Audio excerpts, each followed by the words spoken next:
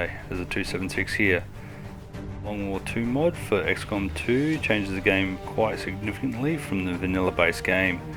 So stay tuned and prepare to download some more information. This episode I'm going to take you through the Geoscope in Haven Management in XCOM 2 Long War 2. From the outset, the Geoscope is not that much different from the vanilla game. You start off with one region, you need to contact the other resistance cells in other regions to obtain more supplies, you use intel to make contact, and you can build radio towers to reduce contact intel's cost. But now there are havens. Havens are your resistance cells, and they're the ones that find you your missions, supplies and rookies. It is now your job to manage them, set their focus and root out spies. So looking at your region and your haven screen, you got a lot of quick info reference here along the top bar. You've got your S, I, R and H. These are how many resistant personnel working on each of the supply, intel, recruitment and hiding respectively. I'll go into these later. Next up is the supplies income from the haven. The first amount is how many supplies you've generated so far this month. The second value is the expected amount you should get from the haven by the end of the month. On the second row you got the tower button that goes into your haven management screen. Again, more on that later. Under the haven name is the advent strength. This number will rise depending on how many haven personnel are doing anything other than hidden. This number describes the baseline strengths of the enemy you'll see on missions in that region. We'll go into the haven here. So the new haven management screen is one of the major additions to Long War 2. The personnel shown are the haven personnel for that region. These can be added to by completing missions where the reward is haven personnel, like cracking them out of the jail cell. Haven personnel can rank up twice for 0, like that one, 1 or 2 stars next to the name, and they'll also gain perks here. So you'll see that that haven personnel has some perks there for them. Higher ranks are better at their job, so the higher the rank they are, the better they are at the job that they're doing, and you get more rewards from it. Certain mission types will affect the haven. Will make these personnel available as soldiers, and these perks will help in those situations. So if we have to have a haven defense or a rendezvous mission, which we'll go into in another video, these personnel will be available as soldiers. You won't be able to get your soldiers there in time for these types of missions. Each person in the haven can have a job or / a mission. Again, these are like your supply, recruitment, intel and hiding.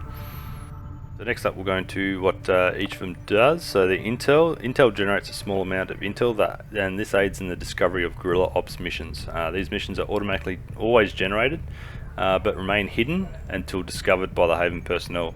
The more personnel you have on intel, the faster the mission can be discovered and the more infiltration time you will get, which equals more boots on the ground.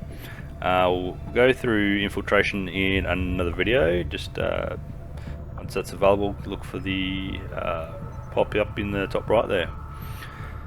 Okay, supply. So supply generates supplies which will be delivered via a supply drop at the end of each month. The month value in brackets on the Geoscopes how much you've made how much you'll get with the current number of personnel working supplies. So drop those down and you'll see how much the in brackets has dropped quite significantly. So you'll need to keep working on supply to keep garnering money out of the haven.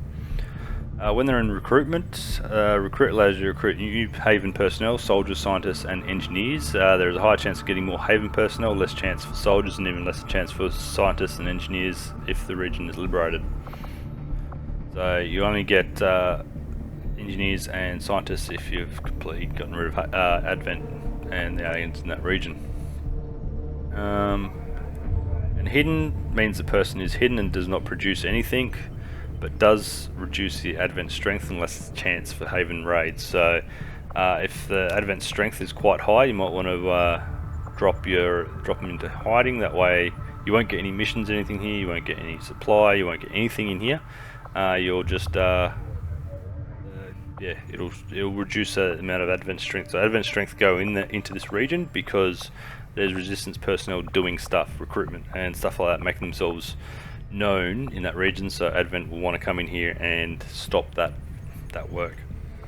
So at the top here we've got a Haven Advisor. You can assign anyone to be an engineer, scientist, or a soldier to be a XCOM liaison Haven Advisor here, which pulls from the Avenger. So if you're short-staffed, you may not be able to give them an advisor, but it's always a good idea. With a soldier liaison, your recruitment efforts are boosted, and if there is a Haven mission the soldier will be there available to fight in that squad as well. And it's also, having a soldier advisor is the only way to detect infiltrators. So Faceless will infiltrate your Haven if it's and skim supplies and stuff off you. So Faceless, an indication of their presence is the unknown cause penalty on your monthly report. They steal about 20% supplies generated by the Haven per Faceless in that Haven. So yeah, if you have a lot of Faceless in that region, you'll lose a lot of supplies just from that region.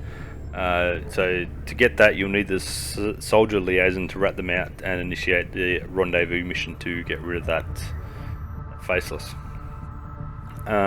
With the scientist liaison, you get a boost to intel, and with the engineer liaison, you get a boost to the supplier rewards.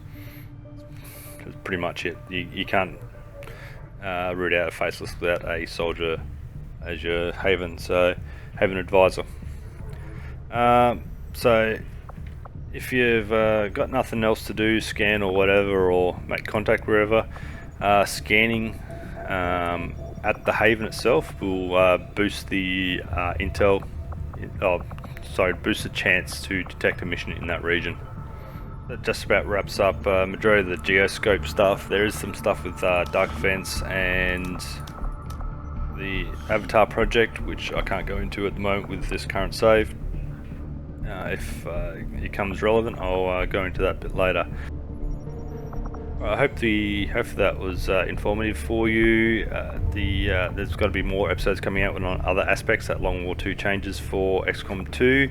This may not cover everything. Again, this is not a strategy guide. This is more just to let you know the differences between XCOM and Long War 2.